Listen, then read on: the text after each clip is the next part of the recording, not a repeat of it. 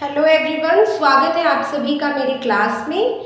तो आज की क्लास में हम पढ़ेंगे एचसीएफ के बारे में। एचसीएफ मैथ्स का एक बहुत ही इम्पॉर्टेंट टॉपिक रहा है ना।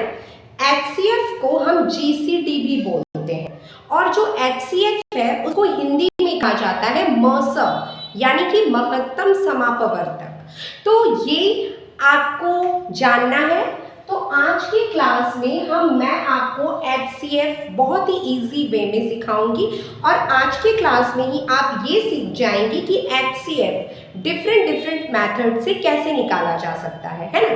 तो एचसीएफ निकालने के 3 मेथड है जो कि आप क्लास 4 में, 5 में, 6 में सीखते हैं, है ना। हिंदी में इसको क्या कहा जाता है? मसब, यानी कि महत्तम समापवर्तक, और हिंदी में हाईएस्ट कॉमन फैक्टर, है ना। तो इसको निकालने के 3 मेथड है। तो देखिए, सबसे पहला जो मेथड है ना, सबसे पहला मेथड इसको हम बोलते हैं बाय लिस्टिंग फैक्टर मेथड, है ना। बाय लिस्टिंग फैक्टर मेथड हो गया। दूसरा जो होता है वो होता है बाय प्राइम फैक्टराइजेशन मेथड,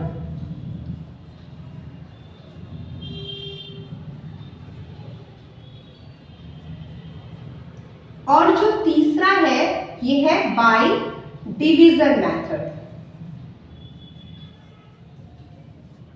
तो आपका जो सिलेबस है, आपको उस सिलेबस में आपको ये देखने को मिलेगा कि आपको एचसीएफ फाइंड आउट करना है बाय लिस्टिंग फैक्टर मेथड के थ्रू, है ना।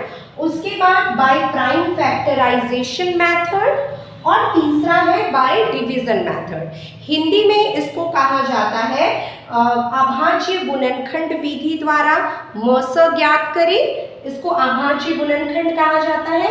ये है आपका भाग विधि, है ना, और ये है गुणनखंड विधि। तो हिंदी में इसको क्या कहा जाता है?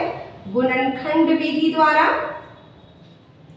और ये है आपका अभाज्य गुणनखंड विधि द्वारा,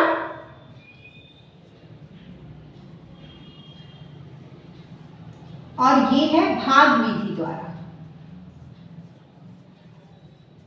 ठीक है, तो देखिए, आप तीनों ही सीखेंगे, तीनों का ही आंसर एक ही आएगा, और जो आपको सबसे ज्यादा इजी लगता है आप उसी का हमेशा यूज करेंगे। तो सबसे पहले मैं आपको क्वेश्चन लिख के देती हूँ। आपको 40 और 50 का एचसीएफ निकालना है। किसका निकालना है? 40 और 50 का, ठीक है, 40 and 50। Find the HCF of 40 and 50, कोई भी मेथड से। तो सबसे पहले हम सीखेंगे बाय लिस्टिंग फैक्टर मेथड। तो सबसे पहले हम लिखेंगे फैक्टर्स ऑफ 40। 40 किसके किसके टेबल में आता है ना। फैक्टर्स मतलब गुणनखंड, यानी कि 40 कौन कौन सा ऐसा टेबल है जिसमें 40 आता है। तो सबसे पहले तो एक के टेबल में सारे नंबर्स आते हैं, और दूसरा 40 अपना भी टेबल में आएगा, है ना। उसके बाद और क्या क्या हो सकता है, और बीच के जितने नंबर्स 2 के टेबल में आता है।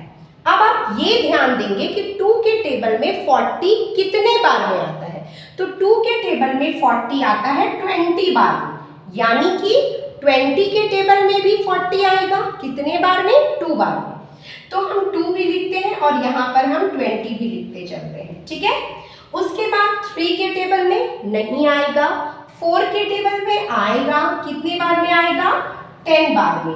उसके बाद हम सोचेंगे 5 के टेबल में। 5 के टेबल में 8 बार में आता है। तो इस तरह से मेरे यहाँ पे फैक्टर्स, सारे फैक्टर्स आ गए हैं।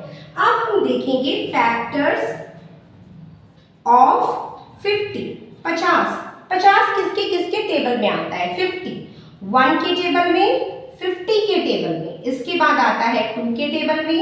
2 के टेबल में ये कितने बार में आता है? तो 25 बार में आता है। फिर आता है 5 के टेबल में, 5 बार में ही आ जाता है ना। और सॉरी, 5 के टेबल में 50 10 बार में आता है ना। तो इस तरह करके हम सारे नंबर्स को यहाँ पर निकाल चुके हैं। अब हम देखेंगे इसमें से कॉमन फैक्टर्स कौन कौन से हैं, है ना। तो कॉमन फैक्टर्स यानी कि ऐसे फैक्टर्स जो दोनों में आए हो। तो यहां पर आप देखिए कॉमन फैक्टर्स को आप सर्कल कीजिए, 1 2 5 देन 10। तो इतने सारे कॉमन फैक्टर्स आ गए हैं, 1 2 5 10, है ना। तो ये मैंने लिख दिया है। अब आप ये सोचेंगे कि HCF का मतलब क्या होता है, हाईएस्ट कॉमन फैक्टर। तो इस कॉमन फैक्टर्स में जो सबसे हाईएस्ट है, जो सबसे ज्यादा है, वही होता है HCF। तो यहाँ पे HCF कितना आ गया, 10 आ गया। समझ में आ रहा है। अब हम आते हैं दूसरा, बाय फैक्टराइजेशन मेथड। इसको अब हम सीखेंगे। अगर आपने ये समझ लिया है तो आप इसको नोट डाउन करेंगे, ठीक है।